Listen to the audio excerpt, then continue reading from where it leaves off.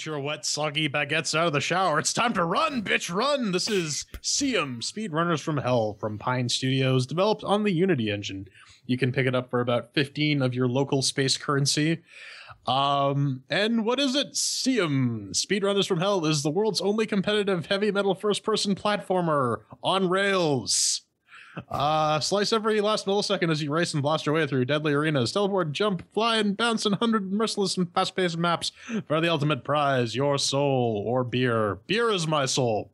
And you know what else is my soul? The Chairquisition. 1 chair means that it's garbage. 2 chairs means that it's meh. 3 chairs means that it's pretty good. 4 chairs means that it's amazing. We also got our categories of Doom, Makes with the Working, Shiny Sounds, Controls, and Fun. You lather, rinse, you repeat, and you come out with a beautiful, beautiful head of hair and a less than soggy baguette. So let's kick this off. Then, did Sium make with the working?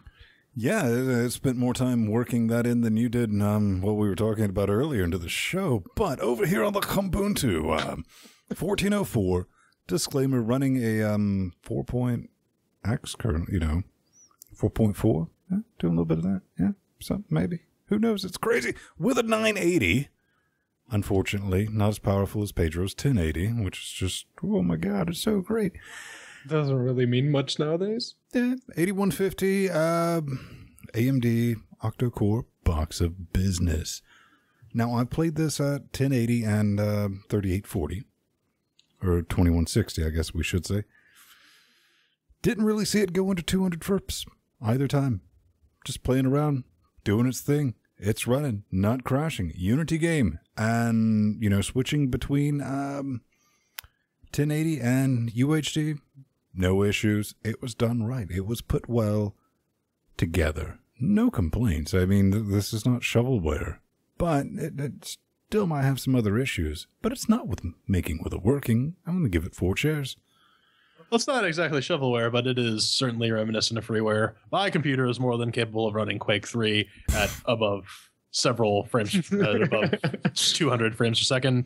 And that's the i7-6700K with the GTX 980 and 32 gigs of RAM. Yeah, no issues. It ran. It did the thing. So I got to give it 4 chairs. Yeah, on the FX 8370E overclocked at 4.2 gigahertz and the GTX 1080.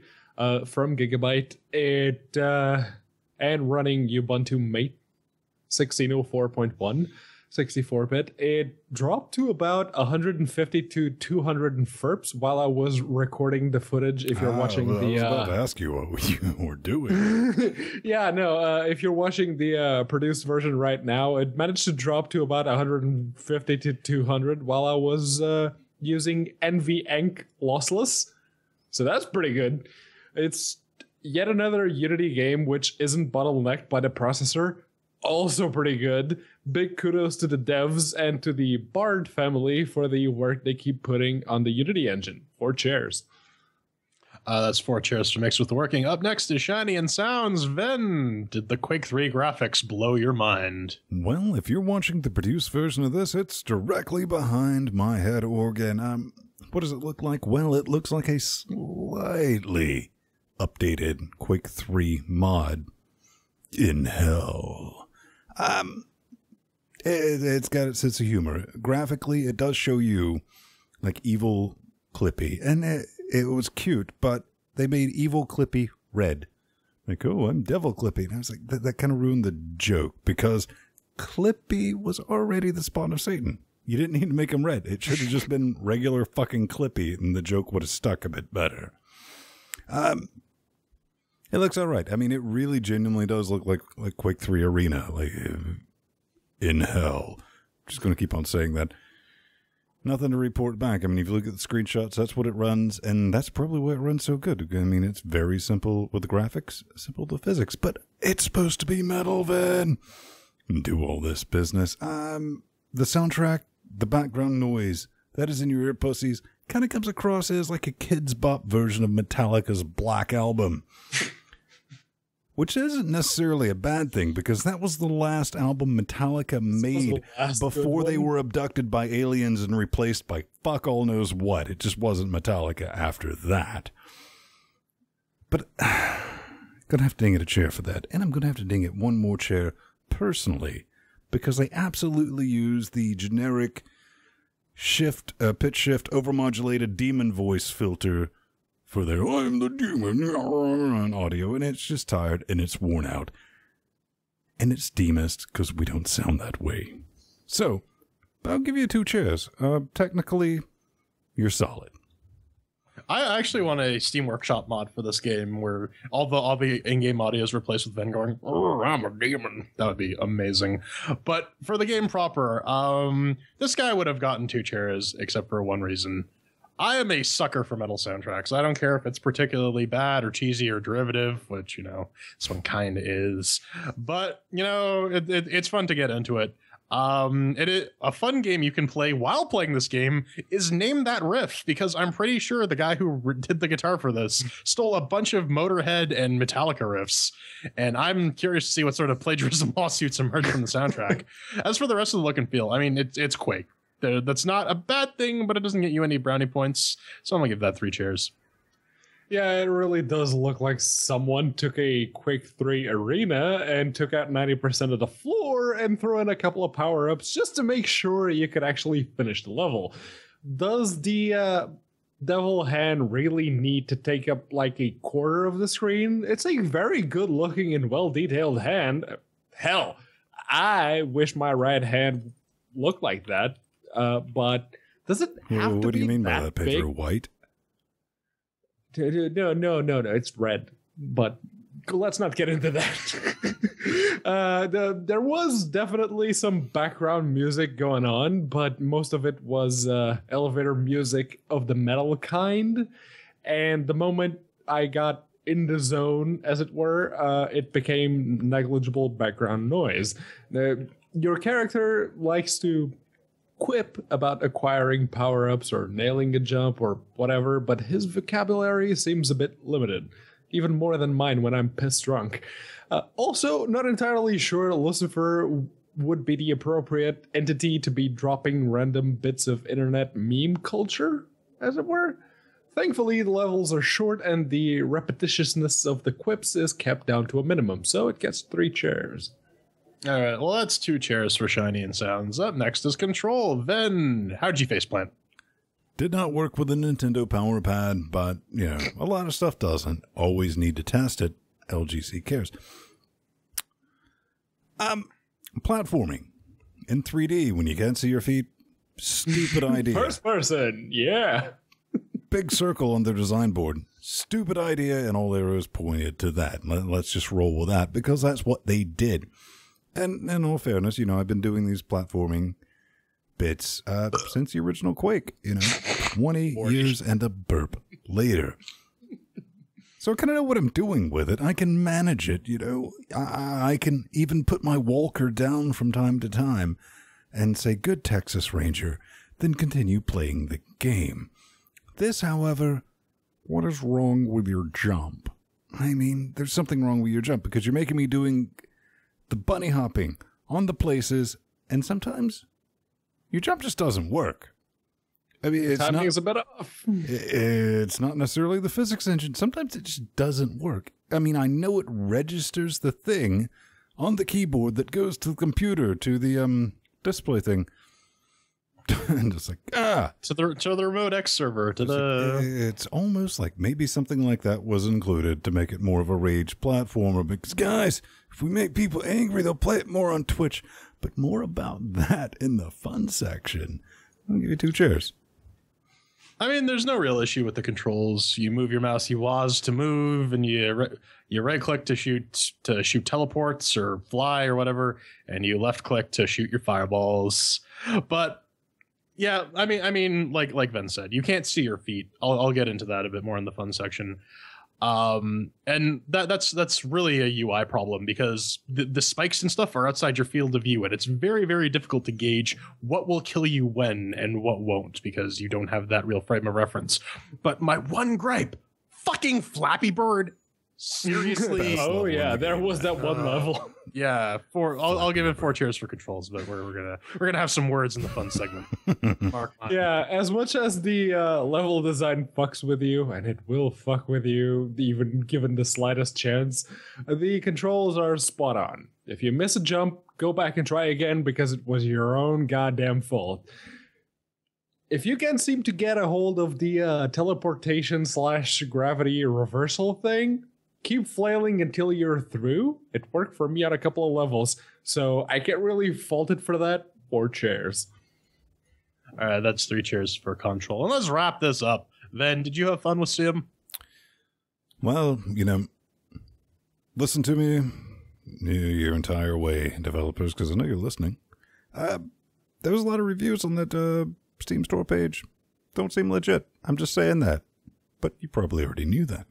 However, this is an alright game. It's a neat piece of kit. I mean, in the first 10 minutes, it managed to elicit a verbal fuck you level out of me. So you're doing something right. I mean, I was engaged with your particular product. However, most of the levels, they're wicked simple, but every now and then, they accidentally fucked up and made one that possessed just the slightest bit of challenge. And those are exceptional. Like Jordan will continue on about Flappier Bird. And I was like, all right, good show on that one. I didn't see that one coming. Glad it's there. But you do have that teleport and fuck gravity mutator. While, unoriginal, wholly uninspired, they do help the other levels that are not Flappier Bird be slightly less tedious. Because that's really what a lot of the... Once you figure it out and you're like, oh, right, got to do it in a certain time. Too slow, because I'm a demon. And all that. Another mechanic is collecting beer, because, get it, we're doing a parody game, guys. Don't sue us the game, basically. And you're playing some, West New York State redneck. Right. And, but you are, like one of the little special things. You want to collect all the beer cans for all the points in hell. It does have the, issue that one of our favorite games, Pedro and I, Distance, which is a racing game, it has the issue that Distance has, because there are actually legit ways to glitch through a level, and that is a genuine problem. What's the point of having letterboards if shit like that exists? Because I don't care who can glitch faster. That's not a show of skill. That's a show of who can Google the best. And it immediately causes me to lose all interest in competing, unless it's like, oh, Pedro, whatever. But I can't compete against Pedro because he's a cheating little bitch, and he's the one Googling how to glitch through it. One level. Totally doing that. Oh, don't fuck already, you two. And I can already hear you on there, but shut the fuck up, Grandpa. That's how we compete in 2016 with elite hacks, and that's... And yet you wonder why absolutely nobody, I checked it today multiple times, streams this game on Twitch. Wonder no longer, children. Hashtag LGC cares. It's not a competitive game when you get shit like that, and your leaderboards mean fuck and or all. So trust me when I say, try before you buy. This game started life on Itch.io. There will be a link in the show notes where you can probably just Google it. There is a Linux demo available. Go download it. Give it a spin. Kick it in its teeth organs. And make up your own mind. Because, after all, at the end of the day, I'm just one lonely hell of a game critic. So, what do we say? 2 chairs? Yeah, that seems legit. Oh, hush, Sebastian. Isn't there like a prepubescent boy you have to go tend to? Anyways, yeah, you can basically make your own. There is a demo, and you can, within like the first 5 minutes of playing the demo, you will know whether you like or dislike this game. And everything else about the game. All the levels tend to be about 8 to 15 seconds long, but it'll take time because sometimes you have to like purposefully fail the levels to scout out ahead, because otherwise you're gonna get turned around and die, and then you're gonna have to do this again. But honestly, here's where the game falls short for me. 2 reasons. Number 1, I hate running clocks because I'm one of those people who will take all the time looking at the clock instead of performing the task at hand because I'm too concerned about the time limit. Number 2, I hate repeating the same shit over and over and over and over again, trying to get it under a specific time. It just doesn't appeal to me. But I mean, the game itself is relatively inoffensive. There are some moments where it's just like, yeah, I don't have the time or the inclination to like try and get down this fucking microsecond 360-degree turn, shoot the fucking torch at the fire at the torches, and grab the thing and Flappy Bird my way through. Especially when, again, I talked about this, you don't have the full field of view, so things will just sort of kill you outside of your field of vision, and you don't know why. And it's really, really hard to gauge, especially when you're dealing with like simultaneously spiked floors and ceilings and you're trying to do the Flappy Bird thing to get through. If you can't tell where that top of the spike begins, you're just going to die a lot. But like I said, it's relatively inoffensive, and it does what it says on the tin fairly well. I mean, reasonably well anyways. And it's not a bad way to kill a couple minutes. This is one of these games where you pick it up, you play it for a bit, you get frustrated, you put it down and come back to it. Maybe if you're making popcorn or like brewing tea or something, this will be worth it. But for the price, $15, I would pay no more than $5 for this. So I would say wait until it goes on sale. Still gets 2 chairs. It is a well done game. I'll give it that. It's like a first person 3D Action Hank in hell. And just like Action Hank, I'm not exactly feeling it. I'd only be in it to try and beat other people's times, like Distance. But outside of the 3 of us, no one else has the game, and I'm not enough of an egotist to say buy this game so I can have a reason to keep playing it. The mechanics are sound, the controls are tight, and since the levels are often very short, the quips the main character spits out are they don't really get all that repetitive. All in all, this is one of those games I hate to throw chairs at. It's not damn awful, but it's also not particularly good, interesting, or even innovative in any way. It's a genre that's been done before and better, like Distance. It's a perfectly mediocre game, and as such, it gets a perfectly mediocre score. 2 chairs. Actually, you bring up an interesting point about Action Hank. This game probably could be could get a bit more chairs in the fun ranking if it had sort of an Action Hank ghost type thing where you could compete against your friends' ghosts, but it doesn't. Yeah. So that's the score it gets. So that's 2 chairs for fun, 2 chairs in total. So CM Speedrunners from Hell, meh. Pick it up if it goes on sale. I wouldn't say it's worth the full price. Coming up next, though, we brush up. We get final thoughts here. Oh yeah, that's true. Final thoughts. Yeah, I mean, that's what I was going to kind of agree with you on 100%. We were talking before the show went live, and everything completely fell apart, and we spent an additional hour before the show actually started after going live. LGC cares. Yeah, I mean, this is like $9.99, 20% off, and hey guys, it's a parody, and maybe that's fun. I completely agree with you. If there was like some type of shadow racing, something like that, completely get rid of the glitchable levels, because there's no point. Why is that even a ranking thing? Get rid of it. And, you know, one thing I will give credit for is Jordan did say, you know, FOV can be an issue when you can't see anything, but at least he didn't say, oh my God, I get nauseous, because if you're one of those people, don't have kids. We don't need you reproducing. FOV can actually cause some degree of motion sickness. No kids for you. Especially in first-person games, but with Zoom specifically, maybe I just don't really identify as the trailer park I can hear Nori sterilizing herself in the background. Redneck metal listening hipster, as it were. But there's something to this game. Well, I know exactly what it is. It's Action Hank in first person, where you can see your feet while you're jumping, and it's a first person platformer, so that's a problem. Pedro, can I ask you a serious question? Go ahead. Action Hank is infinitely more popular than this, correct? Oh, yes. Yes, it is. Does Action Hank have level fucking glitch hacks in it? No, it does not. Thank you. Yes, but much like Action Hank, even without the level glitching, there's this game, it just doesn't really do it for me. I mean, if you're going to be competitive with times, 2 turn your main character. You're not into a very cop. good at action, Hank, are you?